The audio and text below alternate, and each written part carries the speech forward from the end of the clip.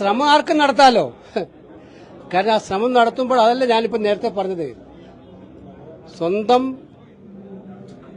കർമ്മങ്ങൾ കൂടി ആലോചിച്ചിട്ട് ഇത്തരം ശ്രമങ്ങൾ നടത്തുമ്പോൾ എന്താണ് ഫലമുണ്ടാകുക എന്നത് കാത്തിരുന്ന് കാണുക. ജനങ്ങൾ വിഡ്ഢികളല്ല. കാരണം അവർ ചെയ്ത കാര്യങ്ങളെല്ലാം പബ്ലിക് ഡൊമൈനിലുണ്ട്. ഞങ്ങളാരും സമുദായ സംഘടനകളെ വെല്ലുവിളിക്കാറില്ല. ഞങ്ങളാരും ആരെയും അപകീർത്തിപ്പെടുത്താറില്ല. ഇതെല്ലാം ചെയ്തത് CPM-ഉം ഗവൺമെന്റുമാണ്.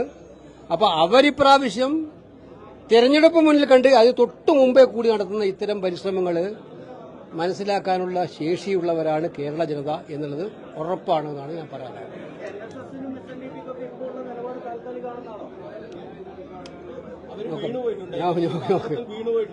ഒരു കാര്യമില്ല. എത്ര ചോദിച്ചിട്ടും ഞാൻ ഇതിനപ്പുറത്ത് അതിനകത്ത് ഇതിനെ പറയേണ്ടത് പറഞ്ഞു.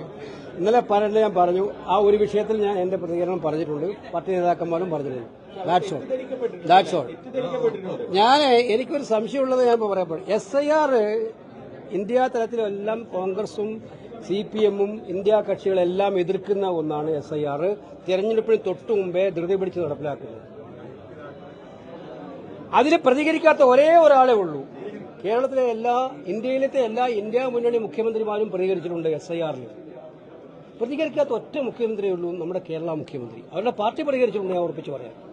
പക്ഷേ മറ്റു മുഖ്യമന്ത്രിമാർ, സ്റ്റാലിനായാലും ഹേമന്ത് സോറനായാലും മമതാ ബാനർജി ആയാലും കോൺഗ്രസിന്റെ മുഖ്യമന്ത്രിമാരായാലും അവരെല്ലാം ഇതിന്റെ സമരത്തിൽ മുന്നോട്ട് വന്നവരാണ്.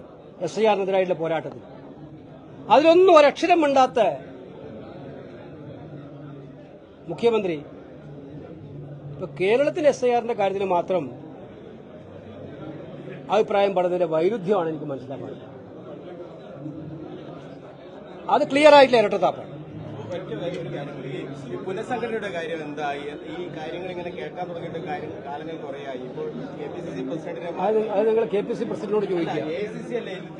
അല്ലല്ല, തീരുമാനം എടുക്കുന്ന കേരളത്തിലെ പുനഃസംഘടന KPCC പ്രസിഡന്റ് മുതൽ മുകളിലോട്ട് പുനഃസംഘടന AICC-യുടെ ചുമതലയാണ്. മറ്റു പുനഃസംഘടനകൾ നടത്തേണ്ടത് കേരളത്തിലെ നേതൃത്വം ഒന്നിച്ചിരുന്ന് അവർ നിർദ്ദേശങ്ങൾ തന്നാൽ ആ നിർദ്ദേശങ്ങൾ അംഗീകരിക്കുകയാണ് ഞങ്ങൾ ചെയ്യാറുള്ളത്.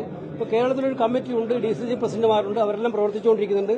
കൂടുതൽ പേരെ പുനഃസംഘടിപ്പിക്കുന്നതിന് പാർട്ടിക്ക് താല്പര്യമുണ്ടെങ്കിൽ അത് പൂർണ്ണമായിട്ട് നടപ്പാക്കപ്പെടും. അതിനൊരു സമയപരിധിയൊന്നുമില്ല.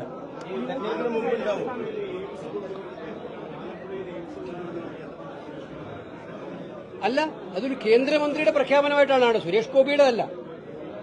ഒരു കേന്ദ്രമന്ത്രി, നരേന്ദ്രമോദിയുടെ ക്യാബിനറ്റിലിരിക്കുന്ന ഒരു കേന്ദ്രമന്ത്രിയുടെ പ്രഖ്യാപനമായിട്ടാണ് ആലപ്പുഴയിൽ എയിംസ് വേണം.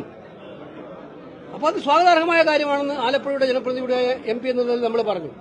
കാരണം കഴിഞ്ഞ ഒരുപാട് നാളായിട്ട് കേരളത്തിനൊരു എയിംസിന് വേണ്ടി കേരളം കരഞ്ഞു കാത്തിരിക്കുകയാണ്. ഇതുപോലെ വിവേചനം മറ്റൊരു സംസ്ഥാനത്തിനും കേന്ദ്രം നൽകിയിട്ടില്ല. 11 വർഷക്കാലം അവർ എത്ര എയിംസ് കൊടുത്തു? അവിടെയൊന്നും കേരളത്തിന് അവസരം ഉണ്ടായിരുന്നില്ല. ഞങ്ങൾ പാർലമെന്റിൽ ഞാൻ ചോദിച്ച ചോദ്യത്തിന് ഇന്നത്തെ ആരോഗ്യമന്ത്രിയും അന്നത്തെ ആരോഗ്യമന്ത്രിയുമായ നട്ട മറുപടി പറഞ്ഞിട്ടുണ്ട്, എയിംസ് കേരളത്തിന് അനുവദിച്ചിരിക്കും. പക്ഷെ ഇന്നുവരെ അനുവദിച്ചില്ല. സത്യത്തിൽ അത് വാഗ്ദാന ലംഘനമാണ്. അപ്പൊ അങ്ങനെ ഇരിക്കുകയാണ് കേന്ദ്രമന്ത്രി പറയുന്നത് ആലപ്പുഴയിൽ അനുവദിക്കേണ്ടതാണ്, അതിനുവേണ്ടി ഞാൻ മുന്നിട്ടിറങ്ങാൻ പോവാണ്. സ്വാഗതാർഹമായ കാര്യമാണ്. അപ്പൊ കേന്ദ്രമന്ത്രിയുടെ പ്രഖ്യാപനം നടത്തേണ്ടത്, അദ്ദേഹം മുന്നോട്ട് വന്നാൽ അതിന് എല്ലാ പിന്തുണയും ഞങ്ങളെല്ലാം കൊടുക്കും.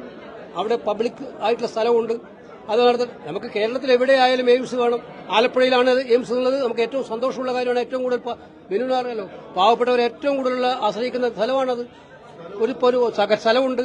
സ്വകാര്യ മേഖലയിലെ ഒരു പ്രധാനപ്പെട്ട ആശുപത്രി ഇല്ലാത്തൊരു ജില്ല ഏതാണെന്ന് ചോദിച്ചാൽ ആ ഒറ്റ ജില്ലയാണ്. അപ്പോൾ മെഡിക്കൽ സൗകര്യങ്ങൾ ഏറ്റവും വേണ്ടപ്പെട്ട ഒരു ജില്ലയാണ്. നല്ല കാര്യം, നമ്മളെല്ലാ സഹകരണവും കൊടുക്കും. പബ്ലിക്കായ സ്ഥലമുണ്ട് അവിടെ, ഗവൺമെന്റ് വിചാരിച്ചാൽ തന്നെ സ്ഥലം കൊടുക്കാൻ പറ്റും. അക്കാര്യത്തിൽ സുരേഷ് ഗോപിയുടെ നിലപാട് അദ്ദേഹം കൂടുതൽ ശക്തമായിട്ട് ഉന്നയിക്കണമെന്നാണ് ഞാൻ പറയാനുള്ളത്. എല്ലാവരും